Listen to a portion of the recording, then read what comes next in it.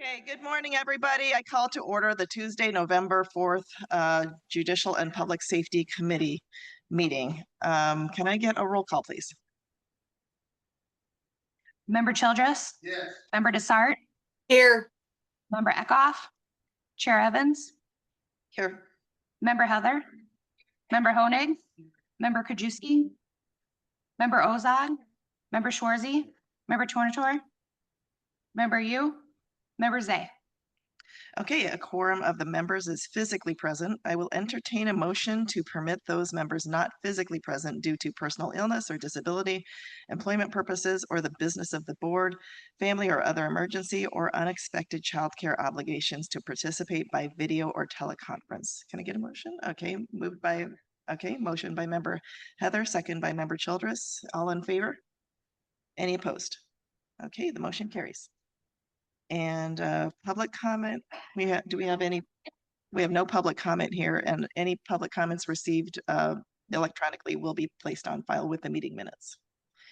And chairwoman's remarks, I don't have any remarks today, so I hope everybody had a great weekend. And moving on to approval of minutes, can I get a motion to approve item 25-2687 meeting minutes from the Tuesday, October 21st, 2025 meeting? Okay, we have a move by member Heather, second by member Schwarzy. All in favor? Any opposed? Okay, the motion carries. Moving on to procurement requisitions. Can I get a motion to approve JPSP-48-25?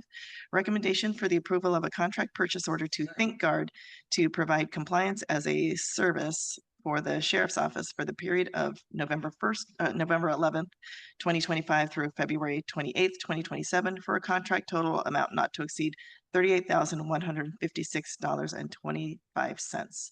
It's a motion by member Childress. Was it by member Childress? Motion by member Ozog and second by member Childress. Okay, any discussion on that? All in favor? Any opposed? Okay, motion carries. Can I get a motion to approve 25-2688? Recommendation for the approval of a contract purchase order to Zips Car Wash to provide unlimited car washes for sheriff's vehicles for the sheriff's office for the period of December 1st, 2025 through November 7th, 2026 for a contract total amount not to exceed $17,600. Okay, motion by member, was it you? Okay, and second by member Heather. Any discussion on that? All in favor? Any opposed? Motion carries. Moving on to resolutions, could I get a motion to approve FIR 191-25, acceptance of an extension of time for the DuPage County Health Department Heroin Opioid Prevention and Education First Offender Court Unified for Success Court Grant FY21 for probation and court services. We have a motion by member Heather, second by member Schwarzy, and discussion on that. Member Eckhoff, or Vice Chair Eckhoff. I forget. Giving you your proper title. Yes. So I'm going to ask the question I always ask when we have grants like this and programs like this. Is there any tracking by anybody to see how people do afterwards? Okay, we have Kathy Starkovich here to answer that. Or did I ask you this last year too? Deja vu all over again. Oh, still not on.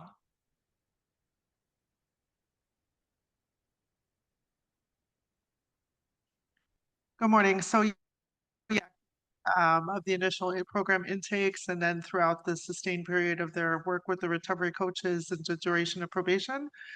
We do not have data post probation in terms of how people do unless they voluntarily engage with the probation department. Why don't we? Because it seems like it would be a selling point if the people succeeded, both to obtaining the grant and to getting people to participate in it. So very similar to when we had the discussion about re-engaging a contract with our employment coordinator and then recovery coaching. Most people don't voluntarily engage with probation once their period of probation is over. We do not have that jurisdiction to be able to. So I get to say the same thing I said last time, which is if they are voluntarily going to participate in this program, they can agree as a condition of participating in the program to give us that information over 3 years. Because like I say, I hate taking taxpayer money and using it and not knowing how well it performs out the door. So, That would be a condition of the grant and not of your performance, right? That would be Correct. something well, that, participation in the program, you can say, you participate in the program, but you gotta get back to us over the next 3 years or something. Another idea that I've okay, from the back row. yeah, lots of good ideas. Well, I mean, at some point, I'm gonna start voting against this stuff because I think this is an easy thing to do. That we should do to enhance the program and to enhance the, and to make it more attractive to people who might participate in it. I don't know why we don't do it in, workforce programs and all the programs we've got where people are getting a benefit by joining a program that I think is successful. They should participate in getting back to us so we can tell newcomers that it's successful. Please join the program. We've got another selling point for the program to get the grant. Do we have any leverage against them that after they're finished with the program though? If Not they a- sign, if they sign an agreement to join the program that they will participate afterwards, then I think that would be the leverage. That's what I've been pushing on all these. So we do maintain that outcome data for people who during the period of their probation, it's just after probation. So it's quite possible that a person would continue the program past their period of probation, just not receive our services to do so. So they continue to engage. There's a lot of great data around I long-term just want to recovery. stay out of trouble. I mean, I had a brother-in-law who, he agreed to get educational classes through his employer, but he had to sign something that said, if I quit in the next 3 years, I got to pay you back. So there's lots of agreements. I don't know, maybe the state's attorney will contradict me, but I think there's lots of things that they can do to sign to commit themselves to communicate with us after they leave the program. I'll talk to Connor after. Or he's looking forward to that. Okay, any other questions or comments? Okay, all in favor? Any opposed? Motion carries. Moving on to, can I get a motion to approve FIR 192-25, acceptance and appropriation to establish Public Defender Services Grant PY 26 intergovernmental agreement? That's in the amount of $50,250. And that was moved by motion by member you, second by member Heather. Any comments on that? Okay, all in favor? Aye. Okay, the motion carries. Moving on to budget transfers. Can I get a motion to approve 25-2689 transfer of funds from temporary salaries and interpreter services to part-time help in the amount of $12,280? Okay, motion by member Heather. Can I get a second? Second by member you. Any questions on that? All in favor? Aye. Opposed? Okay, motion carries.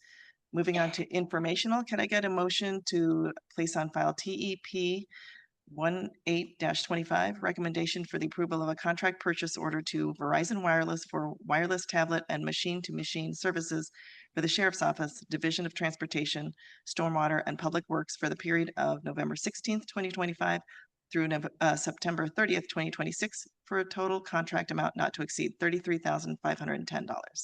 Okay, motion by members Childress. Can I get a second? Second by members A. Any questions or discussion on that? All in favor? Any opposed? Motion carries. Moving on to old business. Do we have any old business? Members A. Thank you, Madam Chair.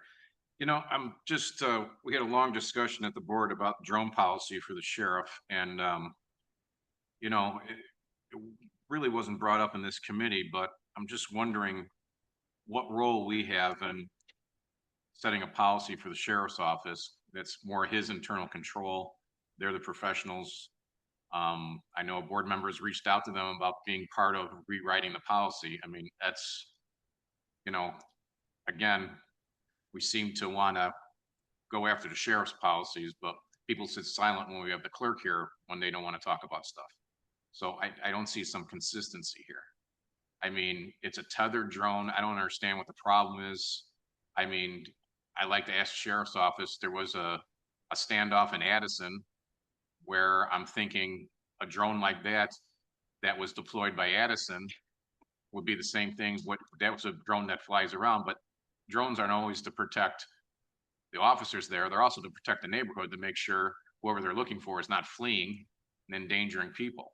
So, I mean, is this gonna be brought up in the next county board meeting? I mean, what role do we have on rewriting a policy for the sheriff's office? I think we have none whatsoever, because that's the internal policies of the sheriff's office.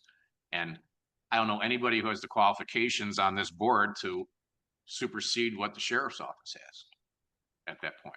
So, I mean, I don't know where we're going on this. I mean, if we're gonna do that, we can do that for everybody, I guess, at this point. But again, I think if we're gonna be consistent, we should then do it for everybody, just not for specific offices. Thank you. Member Desart? Thank you. Yeah, I can answer part of that, Member Zay. And that is that, I saw the drone policy on our agenda and it was gonna be an easy vote for me. I was gonna vote yes until I started receiving the public comment and also emails from folks mostly worried about privacy, using the drones only for law enforcement and, making sure the policy, maintains the law of deleting everything after 24 hours that's not law enforcement related. I think the people who wrote, I mean, I'm not on this board for myself. I'm on this board for my constituents and my voters. And if people were coming to me with questions about the drone, or the drone policy rather, I'm going to ask those questions. Again, for me, it was an easy yes vote until I started getting comments from my constituents. So that's where the questions came up. Thank you, Member Desart. Member you? Thank you, Madam Chair. So as the person who actually filed, not filed, asked for the motion to postpone, not table, postpone that vote, it was really, again, because I had received public comment and emails and phone calls from constituents, just as Member Desart had. And it was just to have an opportunity to review the drone policy because, as I stated, not every board member had reviewed it. And second, just to say, I wasn't saying that we had to amend it. I'm saying that I just wanted a discussion of where was this language from? Is this standard language?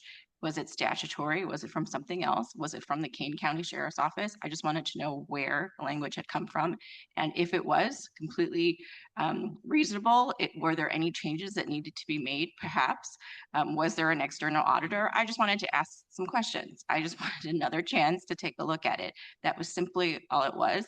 And considering we had so many people who were concerned about how the drones were going to be used, and in light of what is happening currently in our community, people are scared. People are concerned about trust of our public officers. So if this is just another opportunity for people to feel like they are being heard, then I think that is something that should have been afforded or should be afforded. That was all the issue was. Okay, thank you. Anybody else? Member Honig?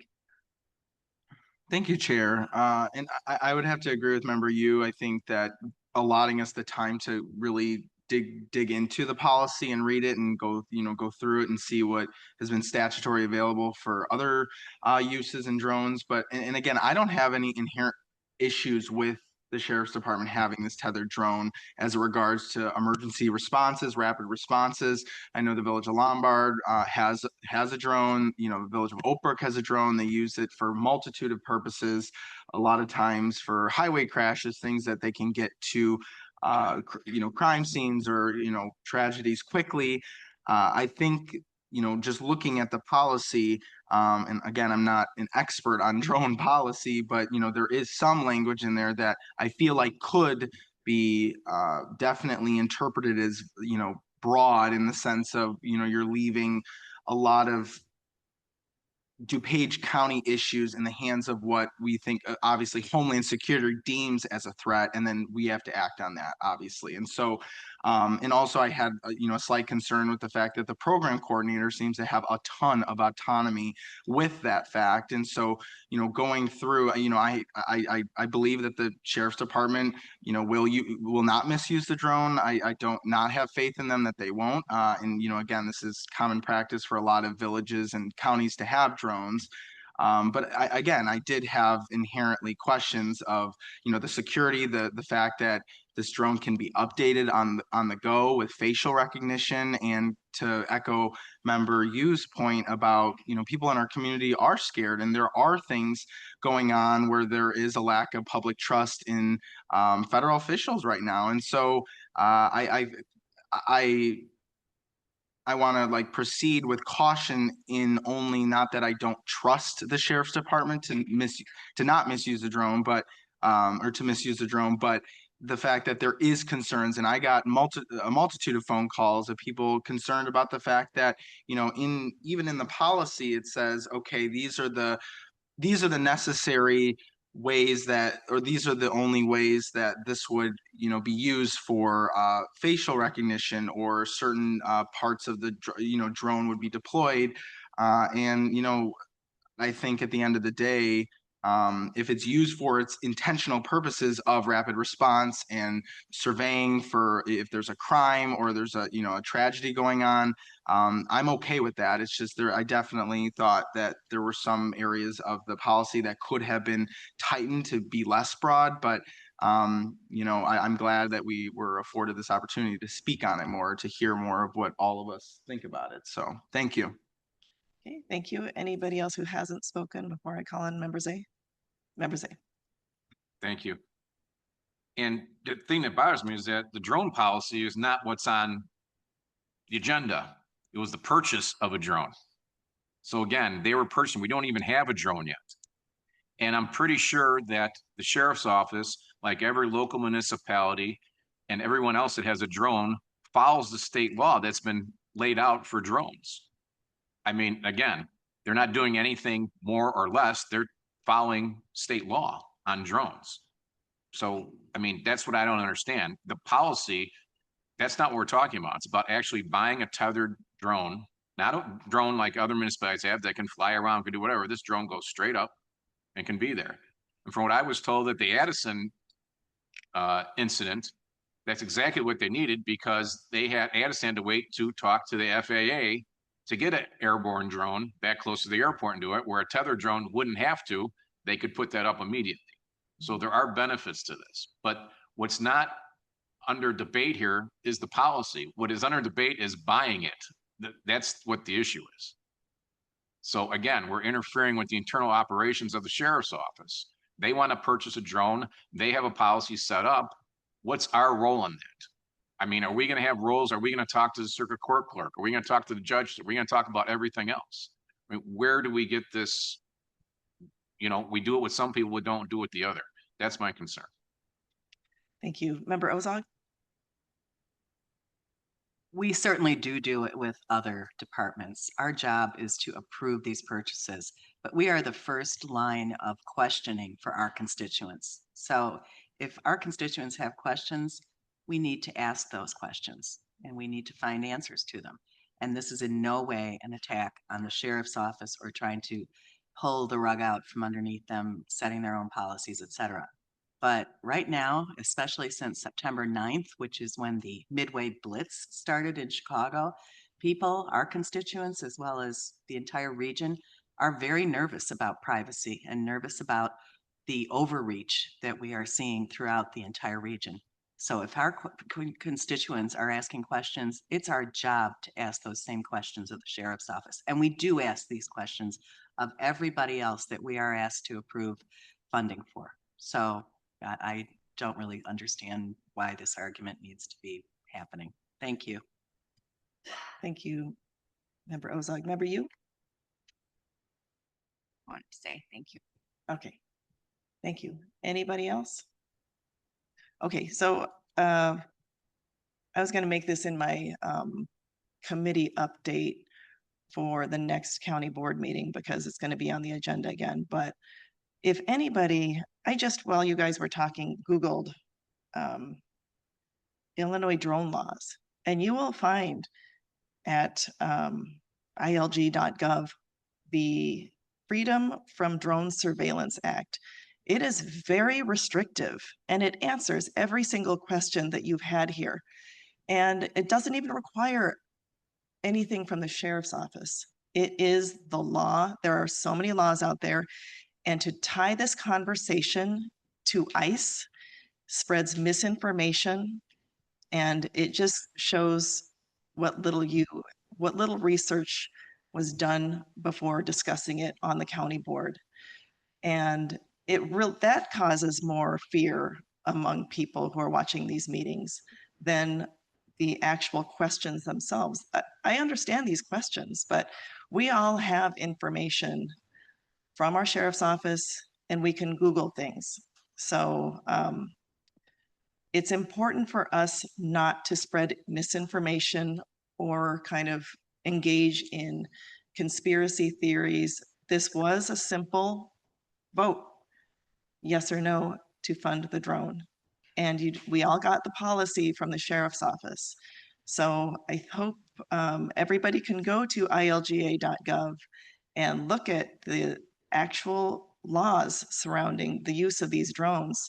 These drones have been used by municipalities for years now. The city of Naperville has had a tethered drone for a long time, and they use it very successfully for these wonderful community events. And we will be using this drone for some of our community events, most likely also including the President's Cup. And we use it for missing persons. These drones can save lives. And so I just want to show my support for the drone. The sheriff's office did a lot of research and put a lot of thought into this before putting it on the agenda. All right, so we got, member, you've already spoken twice, member Ozog. I just want to make it very clear. I am not tying drones to ICE, et cetera, but I am concerned that this is where our constituents are at. So if we're being asked questions about privacy and there is a heightened issue in our region, I think that we need to ask those questions. And that's what all of us have been doing. And as for the clerk argument, we've all been asking many questions about the clerk. And we are asked to approve funding. So if there's an issue with our constituents and what we're asked to approve, then we need to ask those questions. And it's no reflection on what the sheriff's office wants to do. They are following the law, but asking what the policies are is not a big problem. It's what we're supposed to be doing. So, but I think there is definitely a heightened issue right now. And what's going on throughout the region is part of that. So if there's more questions than we may be used to, we need to get those answered. That's all there is to it. Thank you. Thank you, member Heather. Thank you, Madam Chair. Since this is the first time we are buying a drone, I think it's only appropriate for people to ask questions. And yes, on what was on the agenda was buying the drone, yes, but the discussion about the policy will not be on the agenda again. So this is the opportunity for us to ask those questions, get the clarification, and then move forward from there. No one's against one thing or is in favor of the other thing. We're just trying to have a conversation. Yes, we can Google things about the discussion, the items on the agenda, but this is also a space where we have to ask questions and hopefully get answers to our questions. Thank you. Okay, thank you. Anybody else? Remember, you've already spoken twice. No, you spoke twice.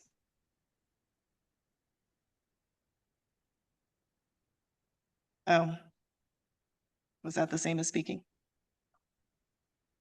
Okay. So I just want to reiterate the timeline here, which was that at JPS meeting, when this was on the agenda, we all voted yes on it, including myself. And it was it was my intention to vote at the county board meeting to go forward and approve the tethered drone. But again, we didn't get the drone policy till after the JPS meeting because it wasn't part of the packet. And I understand that this vote was just on the tethered drone, but with the tethered drone comes a drone policy. And I think every city or municipality that has a drone is either supposed to have that policy or has a policy. Again, I don't want you to mischaracterize the facts of what I asked for that day. It was just to postpone the vote so that we could review the drone policy. That is what I asked for. And it was simply because in response to multiple constituents contacting me, just as Member Dessart stated, we have constituents who are concerned.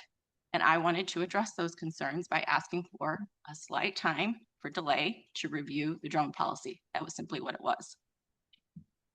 Okay, thank you. Anybody who hasn't spoken yet? Okay, and then the drone policy will be included with the agenda item when it comes back to the county board. Okay, without objection, we are adjourned. Sorry, old business. Okay, new business. Any new business? Oh, members A. Yeah, thank you, Madam Chair. You know, I just had a question. You know, we noticed signs went up on the property last week, which I saw on social media. I'm just worried that we're giving a false sense of security to people. I mean, it's probably a question for our state's attorney's office. I mean, are those signs 100% correct? I mean, I'm thinking federal agents can come on our property for probable cause or for a federal retainer for somebody. I mean, if it's public property, they can come on the property, right? Yes, So those signs are correct or somewhat correct, or, I mean, again, I don't want people thinking they can come to the county complex and feel like they're safe. And I don't know if that opens us up to litigation if somebody gets arrested on our property and say, well, wait a minute, the sign says I can be here, you know, and feel safe, but we're not. it's kind of a complicated question. There's a few other questions mixed into that one question. Mhm. I would say, I don't know that an individual who gets arrested could sue the county. But there's the potential for litigation regarding the signs. Okay, but those signs aren't 100% correct. I know there's a lot of versions of signs going around. I haven't seen what's the most recent version, but The one that's on the county complex? I didn't look this morning. Okay. Well, it says, I have a picture of it here. DuPage County Property Immigration Enforcement only with warrant. So would that, They've been updated to say judicial warrant. okay. So now with judicial warrant, is that still correct? They could come in on probable cause arrests as well. Okay. So it's kind of correct. I think with the policy of ICE, they didn't have probable cause before, but now they have probable cause. I think that was a recent development. I don't follow it that closely, but I'm pretty sure that I read that they do have probable cause now, which they didn't before. And if they have probable cause, they can make an arrest on the campus. Okay. Well, my only other question is, you know, there was a resolution passed and it said the county upholds the right to declare specific county properties private or for employee use only. You know, preventing those in those areas to assemble, mobilize, deploy equipment, materials, or related personnel purposes for carrying out civil immigration enforcement efforts. I mean, it seems like, are we designating certain areas or we're just making our entire lots this? I mean, because honestly, I mean, I saw about on social media, we didn't get any kind of memo on this. I've been told that the chair did this on her own authority. I mean, is there certain areas we've put this up that, or is it our entire lot and our entire property? I'm not aware of specifically where all the signs are. I'm told they're at the entrance to the county complex. So that would assume that would mean the entire county complex. I don't know what the intention of these specific locations to be made private are by them, but I certainly think that's a fair way to approach it if it's at the front entrance to all the county complexes. Okay, so on public property, we're deeming that nobody can come on public property. Could you give me that question one more time, Mr. Zay? So if we're putting it at the front of the complex, you're saying that now all the public property, not employee parking only, but all the public parking is now this certain area. I'm not sure what the intention is. Generally, if a sign is general in nature, it can be interpreted in that fashion, but I would say that it would depend on the intention of the chair as to where those restrictions are supposed to have been in effect. Okay, thank you. Thank you, Member Garcia. Yeah, thank you so much, Chair Evans. The sign specifically says in regards to ice, it's not for public, it's not for anything. This is basically, as much as we'd like to think that we live in a bubble here, we do not. And so our whole community, as we've heard multiple times today, and we heard last week, they're frustrated because the ICE agents are picking up people without a judicial warrant. That's happening all over our county. If you're not watching the news or you're watching, I don't know what's happening, but that's what's happening. So I think it is very good that we're putting on there. Nobody's saying the public can't come in. Nobody's saying that this is going to keep anybody else out. This is saying, ICE, please know that you have to have a judicial warrant to come onto this property. Basically, to do what you want to do is take somebody. You can't do that without a judicial warrant. So we're basically stating what the law is. That's not stating anybody else can't come onto our property. So I think that goes right in hand, and I know the resolution was not liked by some on the board, and that's fine, but those of us voted in majority that we did like it and we did approve it. And so we are going to actually protect the residents of our county by making sure that the laws are followed even by our ICE agents. Thank you. Thank you. Member Z? But that's not correct. They would just heard you, they can come for probable cause or for a federal detainer. So that sign's not correct. They can come on the property. From what I'm being told. From the state's attorney's office. I mean, that's their right to do that as federal officers. But it's not saying they can't come on the property. It's saying no arrests, right? Without a warrant. I mean, they can come on if they have probable cause and they could arrest somebody on our property. Yes. Yes. But So it the doesn't say sign's not, but It doesn't say they can't come on the property. It says no arrests. if they have probable cause, they could arrest somebody. Without a warrant. Well, that is a warrant. Well, probable cause. Well, a probable No, cause. not. Yeah. Not, absolutely not. Member Eckhoff, Vice Chair Eckhoff. I don't want to put Connor on the hot seat, but maybe we can get an opinion next week if the signs are accurate or not. And if they're not accurate, then I don't think they should be up. Okay, I'll bring that I up. don't want to mislead the public or whoever else is dealing with the situation. So could we make that request, Mr. McCarthy? Sure. Okay, Member Garcia.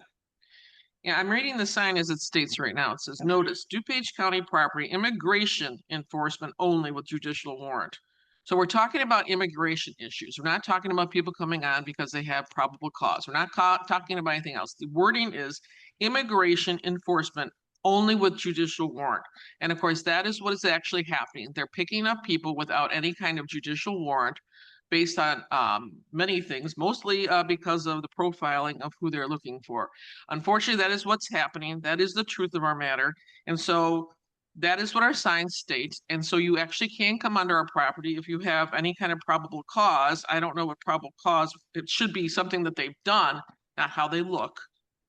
So it says immigration enforcement specifically to that matter. So I'm sure our state's attorney can get us the information we're looking for, but I'm sure the state's attorney's office was working with the chair when she did these signs before they were put up. So, but if you want more information, I'm sure they can get that to you, but I just want to make sure you're all aware of what the sign specifically states. Thank you. Member Eckhoff. Just repeat what I said so we don't keep arguing about this. Just if we can hear from our state's attorneys next week Okay, as to what's going on. I'll ask who's in the box tomorrow or next week. All right, thank you. okay. Any other comments? Questions? Okay, any other new business? Okay. Moved by Member Schwarzy. Can I get a second? Second by Member Heather. All in favor? Any opposed? Okay, motion carries.